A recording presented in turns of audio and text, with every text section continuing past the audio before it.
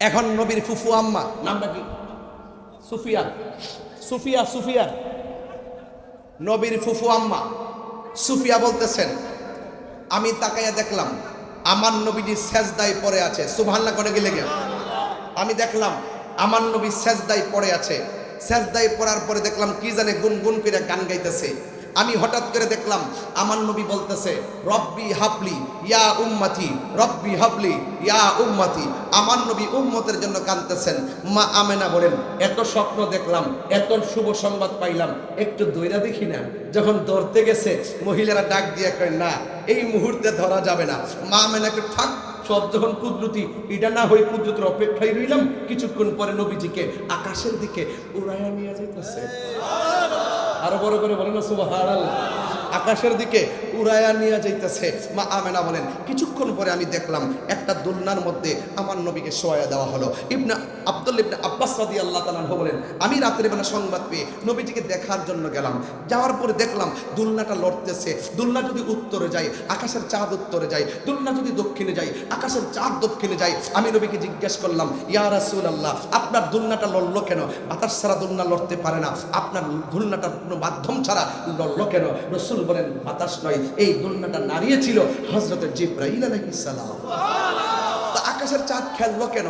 এই মুহূর্তে আমার আল্লাহ দুনিয়ার কেউ আমার খেলার সাথী হোক সেটা পছন্দ করে নাই। এই জন্য আমার আল্লাহ আকাশের চাঁদকে দর্শক বানিয়ে দিয়েছেন। আমার রাসূল বলতেছেন, আমি দুনিয়াতে আসছি জান্নাতের জামা পরিধান করে, আমি দুনিয়াতে এসেছি খতনা হইয়া দুনিয়াতে এসেছি।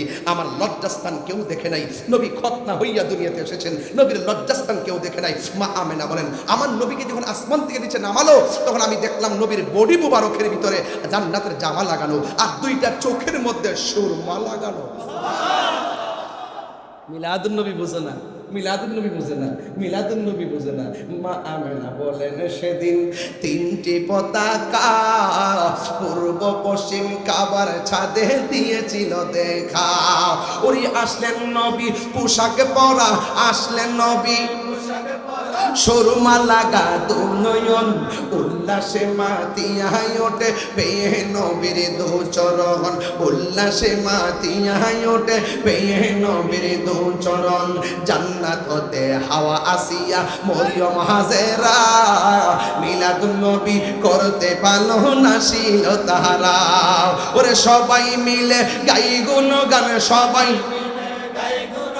করিয়া নবীর শরণ, উল্লাসে মাতিয়ায় ওঠে পেয়ে নবীর দু চরণ, উল্লাসে মাতিয়ায় ওঠে পেয়ে নবীর দু। হাত তুলে গুনাহ হবে, হাত তুলে গুনাহ হবে।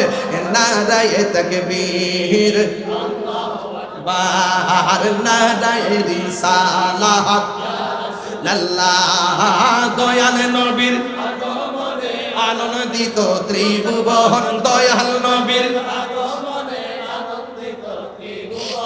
উল্লাসে মাতিয়ায় ওঠে পেয়ে নবীর দু চরণ, উল্লাসে মাতিয়ায় ওঠে পেয়ে নবীর দু চরণ। সবাই মিলে বলো, নারায়ে তাকবীর আল্লাহু আকবার, নারায়ে রিসালাত, আল্লাহ দয়াল নবীর আগমনে আনন্দিত ত্রিভুবন, দয়াল নবীর আগমনে আনন্দিত ত্রিভুবন। উল্লাসে মাতিয়ায় ওঠে পেয়ে নবীর দু চরণ, উল্লাসে মাতিয়ায় ওঠে পেয়ে নবীর দু চরণ। জশ্নে আমাদের রাসূল বিবি আমেনা কি ফুল। সুন্নি ইমামের পিছনে নামাজ পড়লে এই কথাগুলো বুঝবেন, আর সুন্নি ইমামের বাইরে নামাজ পড়লে নবীর শানের কথা শুনবেন না। এই জন্য সুন্নি ইমামদের মর্যাদা, সুন্নি ইমামদেরকে মহব্বত করবেন। আঙ্গ সমাজে তো ইমাম সাহেবের মূল্য নাই, কথা কন ঠিক কিনা? ইমাম সাহেবের বেতন দেয় 10,000, জারি মারে 50,000, কথা কন ঠিক না বেটি? ইমানদারের বেতন বাড়ানোর দরকার আছে না নাই? আঙ্গ এখানে কোন ইমাম আসেনি আজকে? মাহফিল ইমাম আসেনিও? তুমি ইমাম? আচ্ছা আচ্ছা, তুমি ইমাম। ওড়ো ওড়ো ওড়ো ওড়ো ওড়ো ওড়ো। এই যে ইমাম সাহেব, আপনি কোন মসজিদের ইমাম? জালালপুর। আপনার বেতন কত? ওই যে 10,000 কেছি 10। আচ্ছা দেন চান্দি, তার শরীরটা কি তা এমনি কেন হ্যাংলা পাতলা? বডিটা কি খারাপ লাগে? এই ফুলাটা যদি কালকা থেকে সিএনজি চালা মিনিমাম কি 20,000 টাকা রুজি করতে পারতো না? এরপরে 10,000 টাকা দিয়ে ফিরে রইছে, মানে কি দুর্বল দিকে ফিরে রইছে? মসজিদের মেহরাব দ্বারা পাহারা দেয়।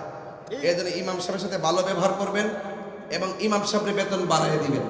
মানে আপনি বেতন 10,000 টাকা বেতন দিয়ে যদি 50,000 টাকার জারি মারেন, মনে রাখেন যে আপনি বাহাদুর হয়ে গেছেন। এই সমাজে আপনি বাহাদুরের চাইতে একজন ইমাম সাহেবের দাম অনেক বেশি।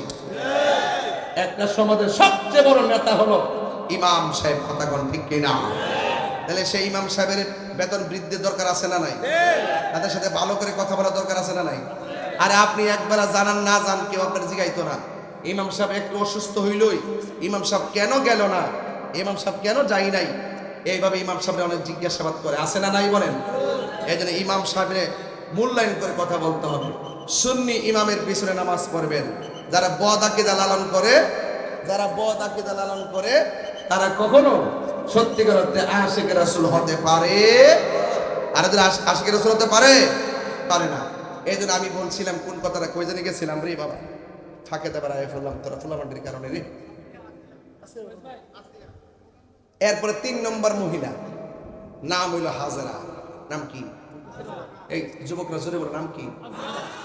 অনেক যুবকরা ওয়াজ জানেন কিন্তু ছোট্ট পোলাপানগুলো তো জানেন, এদেরকে জানাইতে হবে ইতিহাস। বলেন 3 নম্বর মহিলার নাম কি? হাজেরা। যুবকের নাম কি? 4 নম্বর মহিলা হলো ওই মহিলা যার স্বামী ছিল না, স্বামী ছাড়া আল্লাহ সন্তান দিয়েছেন, যার নাম হলো হযরতে মারিয়াম। যার নাম কি? 4টা মহিলা যখন ঘরে আসলেন, মা আমেনা বলেন আমি দেখলাম এই 4টা মহিলার চতুর্পাশে আমার আল্লাহ নূরের পর্দা দিয়া বেষ্টনী দিয়ে দিয়েছে।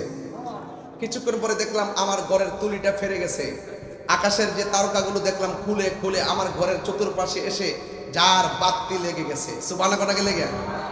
তো মা আমেনা বলতেছেন আমি যখন জিজ্ঞেস করলাম 4টা মহিলারে আপনারা কেন আসলেন, কয় মা আমেনা কিছুক্ষণ পরে আপনার মাঝ থেকে একজন পয়গম্বর দুনিয়ার মধ্যে শুভ আগমন করবেন, ওই নবীজিকে আমাদের জান্নাতি হাতে রিসিভ করার জন্য আমার আল্লাহ আমাদেরকে আপনার ঘরে পাঠিয়েছে। মা আমেনা বলতেছেন, মা আমেনা বলতেছেন যে আমাকে যখন এই সংবাদটা দিল, দেওয়ার পরে আমি তাকায় দেখলাম আমার নাভি মোড়ের বাম দিক দিয়া একটা নূরের জ্যোতি বাইরেছে। সুবহানাল্লাহ। আরো বড় করে জানো সুবহানাল্লাহ। কিসের জ্যোতি বাইরেছে? নূরের। নাকি মাটি বাইরেছে? না। আরে মাটি না নূর? আরো দিলে মাটি না নূর? ওই মা আমেনা কয় আমি যখন সব আলামত দেখলাম, দেখি আমার নাভি মোড়ের বাম দিক দিয়া একটা নূরের জ্যোতি বাইরেছে। আমি এই নূরের জ্যোতি দিয়া আমার ঘর থেকে অনেক দূর পর্যন্ত শাম দেশের প্রাসাদগুলো এবং অন্ধকার প্রাসাদ আল্লাতি রাআতহা রাসূলুশ শাম আমি দেখলাম আমার নাভি মোড়ের বাম দিক দিয়া রবিউল আউয়াল মাসে সুবে সাদিকের টাইমে 12 রবিউল আউয়াল যে নূরটা বাইরেছে, এই নূরের আলোতে দেখলাম শাম দেশের প্রাসাদগুলো আলোকিত হয়ে গেছে। সুবহানাল্লাহ। আর বড় করে কোন সুবহানাল্লাহ। আমি আল্লাহর পক্ষ থেকে তোমাদের কাছে নূর এসেছে, মা আমেনা সেই নূর দেখেছে। আর জোরে কোন সুবহানাল্লাহ। এই কথা এবং কাজ মিল আছে কিনা? গুরুত্বপূর্ণ তথ্য দিচ্ছি। আমি আপনি দেখি নাই, মা আমেনা দেখেছে, আমার আল্লাহ পাঠিয়েছে, মা আমেনা দেখেছে। মা আমেনা বলেন আমি একটু পরে দেখলাম আমার সন্তানের জবান থেকে 2টা ডায়লগ বের হয়েছে। একটা ডায়লগ হলো আশহাদু আল্লা ইলাহা ইল্লাল্লাহ, আমি সাক্ষ্য দিচ্ছি আল্লাহ ছাড়া কোনো মাবুদ নাই, ওয়া আন্নী রাসূলুল্লাহ, আরো আমি এও বলছি আমি নবী হইলাম আল্লাহর রাসূল। তাইলে এখানে 2টা জিনিস ক্লিয়ার। নবী দুনিয়াতে আইসাই আল্লাহর সাক্ষী দিয়েছে, এই কথা আমরা মেনেছি বলে মুমিন। নবী দুনিয়াতে আইসাই নিজের সাক্ষী দিয়েছেন আমি নবী আল্লাহর রাসূল, তার মানে প্রমাণ হয়ে গেল আল্লাহকে ডাকার জন্য নবী যথেষ্ট, নবীকে ডাকার জন্য আল্লাহ যথেষ্ট।